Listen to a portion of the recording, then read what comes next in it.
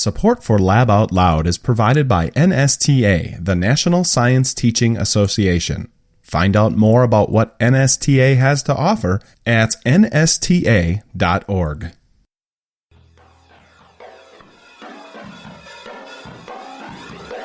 You're listening to Lab Out Loud, Science for the Classroom and beyond. And in this episode, we're talking to NSTA leadership to find out more about what's happening now and in the future. I think that we know so much more now than we did about what makes education work, what is high quality education in the classroom. And it's not easy to do. It takes time, it takes resources. And NSTA is really here to help support teachers to make sure that they're going to get the training, that we're advocating for them to get the resources, that we're helping them provide so that they can be the best that they can be and really, help elevate the profession all the way around. That's up next on Lab Out Loud, but first I'm your co-host Dale Basler. And I'm Brian Bartel. And we are in our 250th episode. And here with us throughout the entire time has been the support of the National Science Teaching Association.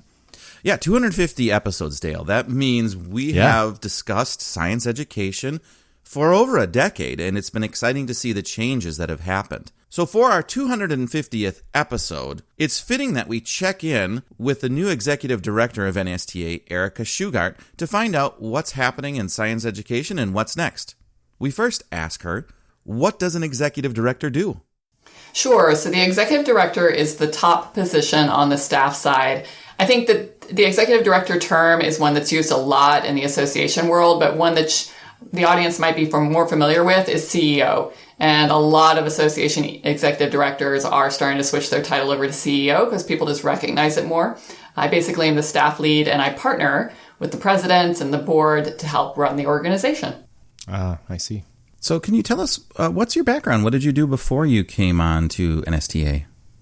Sure. So I'm super excited to be on with NSTA because I feel like it is the chance to intersect a lot of different threads in my background.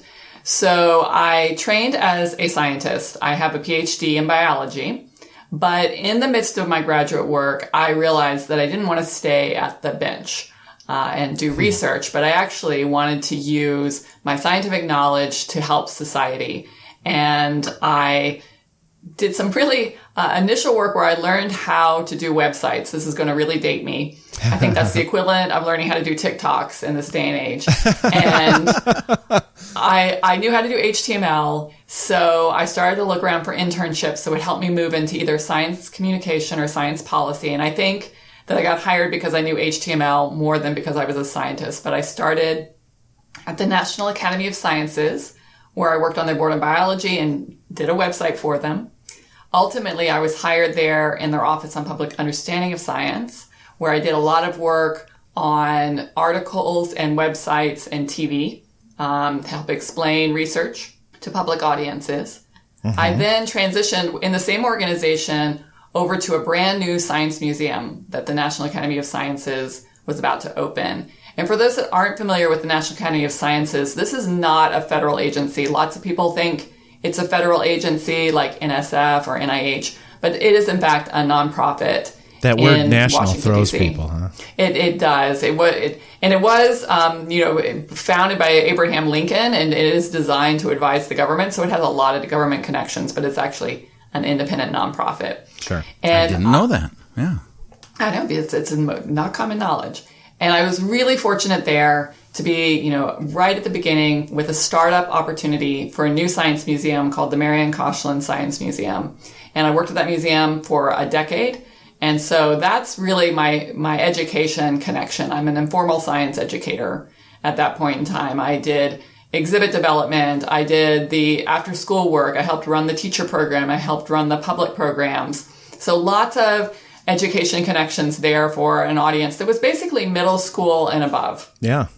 Okay. That's a very similar, in some ways, there's hints to how Brian and I got started. Now, we both are science teachers and we're science classroom teachers, but how did I get involved with the Wisconsin Society of Science Teachers, which essentially led me to NSTA, was I think I knew HTML because I got hit up to be the web page designer for WSST, and then that later turned into, well, what else can the internet do? And we did like an initial podcast locally, and then we got asked to do for for NSTA. So it was kind of similar. Yeah, it's amazing what these sort of side gigs can turn into, isn't it? Yeah, exactly. So these TikTok science communicators out there, maybe there's a future that you don't realize yet, right? Oh my gosh. Oh, without a doubt. I have no doubt that we will continue to see a new generation grow up behind us, which will be terrific. It's going to be a lot more dancing at conferences. So now let's test your background here. So did you have an Angel Fire or a GeoCities account way back when? GeoCities does a little bit predate me, but I'm familiar with GeoCities. So, well, at least you recognize the term. Yes, there's a bunch of teachers out there going, "What?" That's hilarious. Well, good. You have a nice, like a background in science and in science communication, in informal science teaching as well, which kind of is interesting considering the name change for NSTA to the National Science Teaching Association, because of course there are many avenues of science teaching that are happening that are not directly within the classroom. Mm-hmm. Exactly. Yeah. And then just to round out my background, after the National Academy of Sciences, I then went into the association space. So I spent about 3 years as the head of communications and marketing for the American Society for Microbiology. At the time, I was looking for an opportunity to move into the top leadership position. I had been very fortunate to be a Noyce Fellow, which was, I know there's teacher fellows as well, but there was a fellowship in the museum community to help develop leaders. And I had done that and was really looking for a top position. So I went to the American Society for Microbiology as a step, and then took my first CEO position at the American Society for Cell Biology, which is where I was for the past 5 years. Amazing organization, and I loved it. But when the NSTA position opened up, it just really married all of my interests and let me come back to my real passion, which is helping to connect science and society through education. Sure. So super excited to have the opportunity to move over to NSTA. So NSTA has been around for quite some time. What is it? It's changed and done different things. But what do you think you would want our listeners to know about NSTA today? Right. So when I think about where NSTA is today, I think about the combination of both evidence and equity. So equity right now is so very important. We saw from the protests that started last summer and all of the work that's being done that we need to work to make our society more equitable. And I think that the work that's being done through NSTA, thinking about how do we teach science in a way that's really accessible to all learners. And NSTA is looking at that through a sense-making lens, where you really start with the phenomenon and the kids and the participants, of any age, kids of any age, bring their natural curiosity and their questions, and the teachers help to guide them. That is really putting equity at that forefront and really helping us create a society where people can be science literate, because it's not enough just to create scientists. We've seen in the last year with the pandemic, we need people to understand science no matter where they are. Mm-hmm. And the other is evidence. I think that we know so much more now than we did about what makes education work, what is high quality education in a classroom. And it's not easy to do. It takes time, it takes resources. And NSTA is really here to help support teachers to make sure that they're going to get the training, that we're advocating for them to get the resources, that we're helping them provide so that they can be the best that they can be, and really, help elevate the profession all the way around. Tell us a little bit more. Let's start with the equity piece. I have noticed some position statements that NSTA has been developing that kind of speak to equity. Is there more that you can tell us about the equity piece, maybe specifics? Sure. So we certainly have position statements around that. But I think that it's one thing to sort of say it's important. I don't think that there's many people that would say we want an unequal society, right? Yeah. So that's one thing. But the other thing is, how do we actually make change? How do we make things better? And so we have had a series of webinars on multicultural education and on equity. They've been incredibly popular. They've been oversubscribed. We've had to repeat them again. We're going to be looking to do more in the fall. So we know that there's a real hunger for them out in the community. So, providing that kind of training, providing ways to help educators bring more inclusiveness into their classroom. But then we're also creating resources. This is something that's new for NSTA, is doing lesson plans. It's our Daily Do series, which we launched in the midst of the pandemic. Mm-hmm. Again, really taken off. We'd hoped it would be popular, but really taken off. It gone beyond our expectations. And those are all grounded in this sense-making approach to lesson planning, which is a focus that you're really going to see a lot more of out of NSTA, which is looking at helping the students make sense of phenomenon, ask the questions, bring their curiosity, and you can learn more about that on our website as well. So super excited about that. So you mentioned some of these equity seminars were full, and there's a high demand for them. Were these something that was in place of conferences, or were they sought out by educators? I'm curious about this. Definitely we've seen a rise in some virtual seminars here.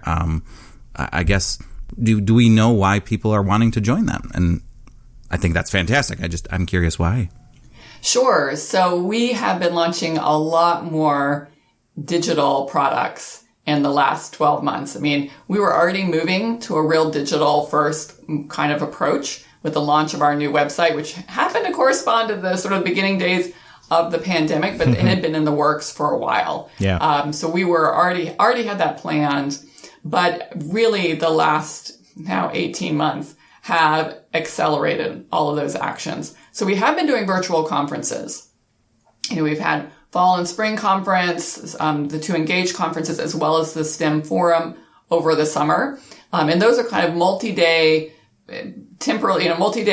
lots of different speakers. But the web seminar series, which is another thing that's relatively new, a little different from conferences, they do have multiple sessions, but they're over several weeks. It's sort of spread out. It's like on Saturdays, and normally focused on sort of a single topic rather than a range of topics that you might find at one of our virtual conferences.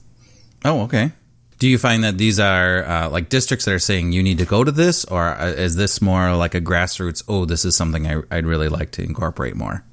We see a mix. We certainly have plenty of individual teachers that come in and are interested in sign up on their own. But an area that's really growing for us is the district sales approach, and the districts coming in and saying, actually, we want this for everybody in our district. So we're seeing both of those threads coming in to bring audience into our seminar series.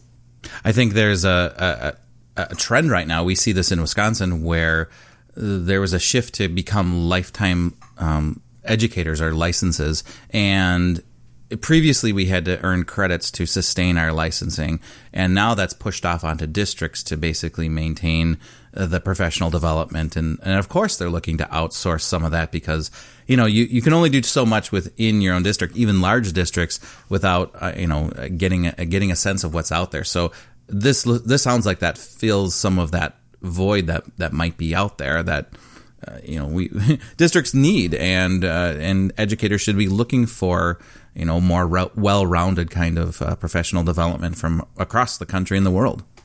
Right. I mean, the good thing about the kinds of things that come out of NSTA is certainly individual members, individual educators can come in and get in on them. But districts can as well, because ultimately the districts are bringing it in for all their individual teachers, right? So anything that we can bring out to an individual member, basically we can bring to a district as well. We really have scalability in what we're doing. And yeah, we're definitely finding that more and more districts are knocking on our door, and we're super excited about that because that gives us a reach that we might not have if we're going one individual at a time. If we can reach a whole district, that's great. Plus, I think there can be, one of the big things about associations is we want people to be able to network. We want people to be able to connect. And it's terrific that we can do that at a national level, but it's always really nice if you get a whole group of people that are right there and that can kind of exchange information easily. We want that for everybody, but it can be nice if you have little clusters where people can be working together and doing that networking. Mm-hmm. Erika, it sounds like you had the website ready to go for the pandemic, and not that anyone was prepared for what the pandemic brought, but your timing was pretty good. Has that been what you've experienced on the other end of? We're ready to push this out, and now we have a lot more demand for digital products than we may have had if we were continuing in a face-to-face world. Right. Definitely, it was fortuitous. The timing of the launch really prepared us to be able to do a lot more in the digital space than we were able to do before. And there's more to come. We've launched the Daily Do products. So those are all individual lessons, and we're starting to string them together to create storylines and full curriculum. So Stay tuned for that. We also really, really excited to be doing a lot more professional development. Again, we've been doing a lot of mostly one-offs, a few series, but we're starting to put all of these together and do things that are not only synchronous, where people might have to sign up for a certain time, but also doing recordings where it's asynchronous as well, and people will be able to come in and kind of build up what they need to get the credits they might need, to get the experience they might need. So we soon will really have, I think, a library of both resources for in the classroom as well as resources for professional development that people can do to pull together not only things they might have for an individual moment, but to pull together kind of strings and kind of ladder up their experience or build out through their classroom. Are you guys measuring where the audience is coming from, like their geographic locations? Which state wins? We don't have a lot of information on, we do certainly look at IP addresses, but lots of times they're going through major hubs and things like that. So we don't have tons of information on the web traffic of exactly where people are coming from. We don't know if Wisconsin's the winner or not, but I'm sure they are. But we are certainly looking to see which resources are getting the most traffic, which resources do seem to be resonating the most with our audience, and we want to produce more like that. We're also going out and asking our audience. We've been doing some surveying, we've been doing some interviews, doing some different approaches to make sure that we are being responsive to what the need is. Is it staying within the U.S., or do you see, particularly in the last 18 months, more engagement internationally? We certainly do see engagement internationally. Most of it is still within North America. Canada is our next largest audience, but we do see people beyond that as well. Time zones sometimes, too, for any of those activities that we've noticed. Like, if you want to interact with other people, you might have to get up super early in the morning or things like that, too. That's still going to be a factor no matter what. Yeah, it's still a factor. I mean, we certainly are always trying to think about the time zones. We had a board member who just recently rotated off, who was in Hawaii. So we thought a lot about time zones in that case. Sure. He did a lot of things at 4 o'clock in the morning for us, so it was really generous. Sure. Let's touch on... Go ahead, Brian. Well, you mentioned there was a couple of things that you were going to tell us that were coming. There were some further built-in storylines from some of the daily do's and things like that. Can you give us any other sneak peeks or previews about what might be coming? Sure. Well, let me take a step back and first say one big thing that's being worked on at the board is a new strategic plan. So we're in the midst of strategic planning right now. We're in a period of time where we're actually doing some interviews with some members, different stakeholders. We're actually looking at benchmarking. And the board is going to be moving towards December of really setting big strategic goals.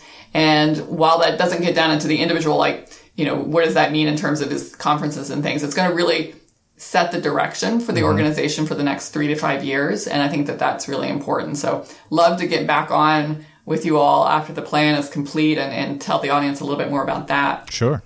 Absolutely. But in terms of what's coming along, certainly, already talked about the daily do's and the storylines there, talked about that we have a new mini-series on social justice coming. Also, that we have the professional learning units that we're going to be working on rolling out in a bigger way. But another big thing is conferences. So we're certainly looking and currently still scheduled to have face-to-face regional conferences this fall. Those will be the end of our regional conferences, and we're moving towards more national conferences. And next year in 2022, we're going to have 2 national level conferences, one in Houston and the other in Chicago. And this is really a chance for us to start to experiment and say, how do we differentiate these? How do we get the audience in? What kind of things do we present? So I think you're going to see a lot of experimentation from us in the conference area, because we know that the networking is super important there, the opportunity for teachers to share their experience and for them to hear from the rest of their community. And we really want to make sure that we're making that experience absolutely the best it can be. And I'm really optimistic that we're going to get to the stage where we can all be together safely. And I'm really looking forward to it. Well, if anything, science teachers know how to be safe in those kinds of environments. At least I hope. We hope. Yes, all of the science teachers out there have a lot of experience because I know they're out there keeping their kids safe in the classrooms as well as themselves. Sure. Mm-hmm. The national conferences have been a real incubator. It's easy to stay in your own community, but then when you go to those national ones, you meet people from cities that are much, much more diverse than yours, or they're addressing a completely different population that you don't, and you start bringing those pieces back into your own classroom. In our case, it's introduced topics that we would have never thought about until we went to the conference. I really look forward for those aspects because it's that, I guess, such a bigger It's like scope. A pulse on what's happening. Yeah, it's an introduction to such a bigger area. So the idea of moving from the regional to the two nationals, that intrigues me. Yeah, we're super excited about it. I think that you're absolutely right. The convening function of associations to bring people together across a spectrum, as you said, of geographic regions, of size of the districts, size of the schools, demographics. It gives just a chance for people to spark and get those ideas that they may not have. Yeah. And there's so many good ideas out there. Yeah. I think that we so benefit from bringing people together and enabling our members and conference attendees to share. And whether that's in a formal presentation or whether it's out in the hallways, there's a lot of opportunities. So much in the hallways. Yeah, well, one of the challenges, I think, with some of these digital products, being able to do a virtual conference is that you don't escape your world enough. And maybe quite literally, we're doing this virtually, and here I've got a dog sitting next to me. I've got pet rats drinking out of the bottle. You might be able to hear this little doo-doo-doo-doo, and then when I'm done with this, it's like, okay, I got to tend to my family. When you're at a conference, you get a chance to literally mentally digest what you saw, and as Dale said, the hallway conversations, things like that. You get to unpack it in your mind.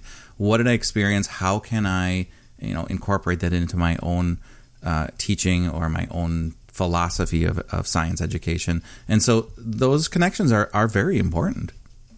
Yeah, I think that when we think about the virtual world, there are advantages. More people can attend, and people that may not have the time or the funds to attend a national conference have a chance to participate. So that's a huge benefit. The downside is, the loss of the hallway moments, the loss of the chance to do that less formal relationship building that really is important. We are social animals. Humans want to be with other humans. We like being together. We like to exchange. And as much as we can do a lot in the virtual world, we don't have that at the level when we're face-to-face. So I am super excited to be back and have the opportunity to be meeting people in person and just have those kind of informal moments where people have that chance to connect. It remains a challenge, but I know we will be there eventually. Well, Erika, thank you so much for your time. I think that's a good place to say we hope to meet you again digitally and in person in the future. Excellent. I definitely look forward to that. Thank you so much for having me on. Thanks for listening to this episode of Lab Out Loud. If you'd like to learn more about some of the things discussed in this episode or previous episodes, you can find show notes at our website, laboutloud.com. If you have a guest idea or a future topic that you'd like to see on Lab Out Loud, go to our contact page and send us a message. Also, you can subscribe to Lab Out Loud on your favorite podcasting app, such as Apple Podcasts, Spotify, Google Podcasts, Stitcher, or wherever you like to find podcasts. While you're there, leave us a review and rating. Your input helps others find our show. Thanks again for listening.